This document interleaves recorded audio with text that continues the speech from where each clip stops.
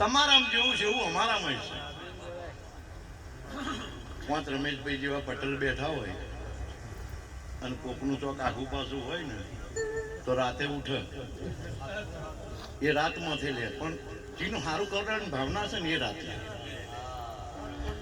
અને હાચા ભાવથી રાત માથે લે ને એટલે એને જહના ટોપલા મળ્યાવાના રહેતા.